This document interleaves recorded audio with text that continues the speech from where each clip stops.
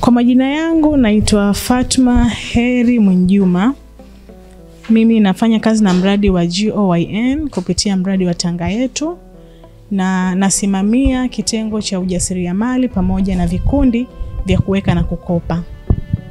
Tumekuwa tukifanya program nyingi, ikiwemo program ya kubadilisha fikra kwa vijana na kuwajengea uwezo katika kutambua nidhamu, kuwa na nidhamu ya fedha na kuweza kujiwekea akiba. Programu hii ilikuwa ni muendelezo wa programu ambayo ilianza ya taasisi ya Arlab ambayo ilikuwa na hii program, na ilileta matokeo makubwa kwa mwaka 2022. Kwa hiyo kama GOYN tukaamua kuendeleza programu hii, na tumeifanya takriban kwa kata 12 mpaka sasa, na bado inaendelea, na tumeweza kuunda vikundi hivi vya saving, vikundi 12, lakini pia mbali na saving tumeweza kuunda vikundi vingine vya shughuli za kiuchumi, vikundi 4. Kwa hiyo hiki ni kikundi cha vijana kinaitwa Umoja wa Vijana Tundaua. Moja ya shughuli zao, na ni shughuli kubwa, ni ya kuweza kujiwekea akiba na kukopeshana. Tanga Yetu ina miradi mingi, ikiwemo huo mradi ambao ulikuwa ni wa mindset change uliofanywa na Arlab, lakini hata mradi ambao unaendeshwa na GOYN ambao lengo lake kubwa ni kuhakikisha vijana wanapata fursa za kujiajiri na kuajiriwa. Wanazipataje? Ni kupitia program za mindset. Tunafanya ELP, equity leadership pamoja na vikundi vya saving. Kupitia program za mindset, kijana anaweza kutambua fursa alizonazo, anaweza kutambua uthamani na uwezo aliokuwa nao, na mwisho wa siku kuweza kuanzisha shughuli ya kiuchumi, lakini pia kujiunga na kikundi cha kuweka na kukopa kwa ajili ya kuweza kupata fursa za mikopo rahisi.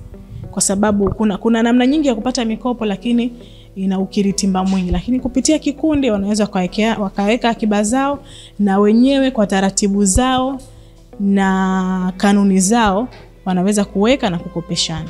Majina naitwa Farida Ali Abdurrahmani, ni katibu wa kikundi hiki cha Umoja wa Vijana Tundaua. Sitopishana sana na dada Fatma alichokiongea.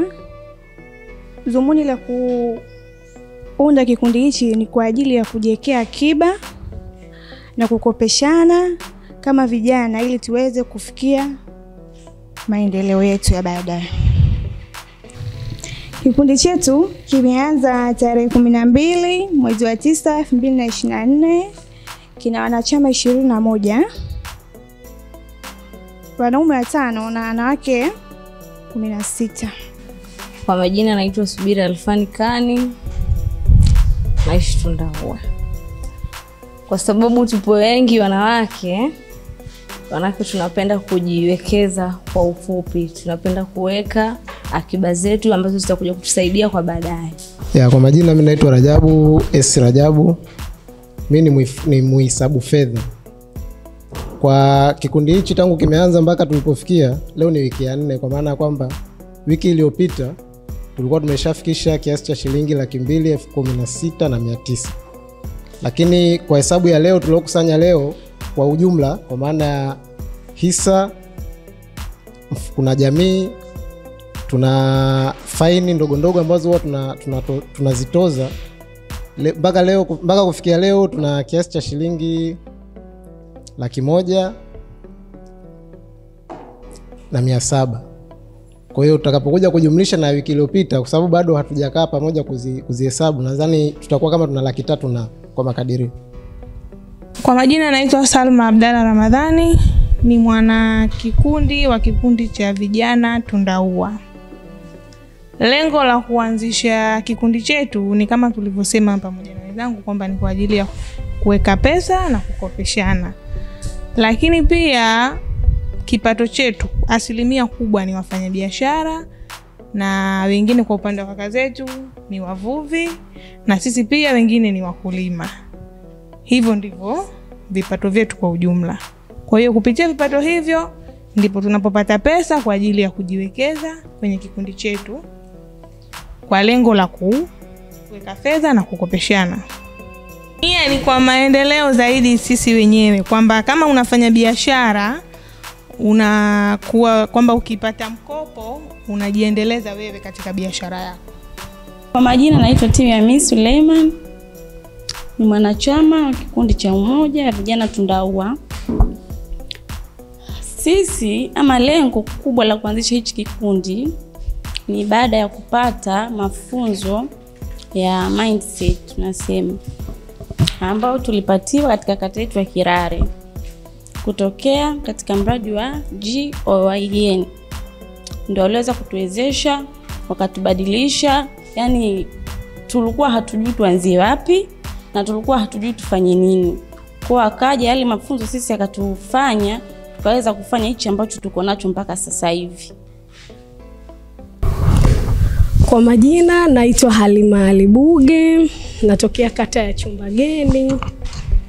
Na nije kwenye jibu moja kwa moja, mimi ni mwezeshaji ambaye nilipata haya mafunzo ya mindset changing kutoka kwa Madam Fatma na walimu wengine ambao tuliletewa na mradi wa GOYN pamoja na Tanga Yetu. Na sisi nasi tukatembea kwenye kata kwa ajili ya kuwawezesha vijana wenzetu ambao ndio hawa, na nafikiri mafunzo uwezeshaji ambao tuliufanya kwao ni ya kukuza fikra zao. Kwa hiyo baada ya wao kubadilika kifikra, tuliwaelekeza kwanza waweze kujitambua, watambue fursa zao na kujua kwamba wao ni wakina nani na wanatakiwa kufanya nini. Kwa sababu inawezekana mtu akawa anapata shilingi 100 au 500, anaichukua moja kwa moja, anaiona ni hela ambayo haitoshi ndio kununua voucher. Au unakuta kama wanawake tunaona labda siwezi kufanya kazi, nataka tu bado nikae nyumbani niletewe nile. Kwa hiyo baada ya haya mafunzo ambayo tuliwapatia, waliweza kutambua namna ambayo wanaweza kujiwekea akiba kutoka shilingi 100 mpaka sasa wanaweza kupata kama hivyo kamtaji kao kama ambako wanajiwekea wenyewe tofauti na ile mtu. Na pia waliweza kujitoa kwenye ile fikra ya kwamba nitoke kwenye kwenda kukopa kwenye labda mpaka niwezeshwe na mtu. Kumbe sasa hivi wanaweza kujiwezesha wenyewe baada ya kujiwekea mikopo yao. Kwa hiyo sisi tuliwawezesha, tuliwapa kile ambacho tumekipata kutoka huko ambako tumefunzwa, na sisi tukawagaia. Na haya ndio matokeo yake. Na mradi wa Tanga Yetu umefanya kazi kivipi kwetu au tunafanya nao vipi? Mradi wa Tanga Yetu umesaidia vijana kubwa wa jiji la Tanga.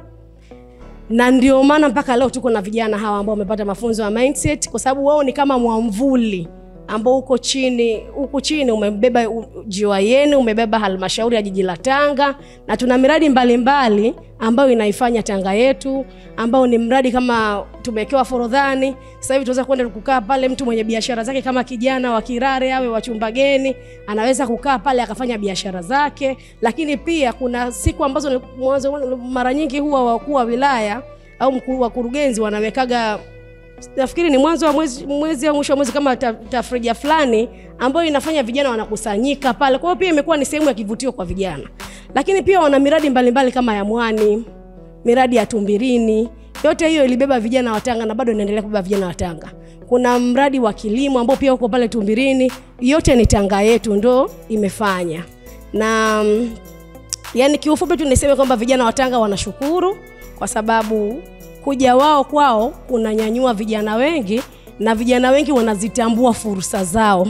Na pia sisi kama vijana tuna majukwaa ya vijana, ambao majukwaa haya ya vijana aliyeyaona au kuyaanzisha pia ni Tanga Yetu. Walivyokuja Tanga ambao wamebebwa na Botna Foundation, waliongea na halmashauri, wakaomba kwa sababu wanataka kwenda kwa vijana moja kwa moja wa umri wa miaka 15 mpaka 35, wakaomba kukutana na vijana na kuomba kuundwe uongozi wa majukwaa ya vijana ambako Tanzania nzima hakuna, iko Tanga peke yake.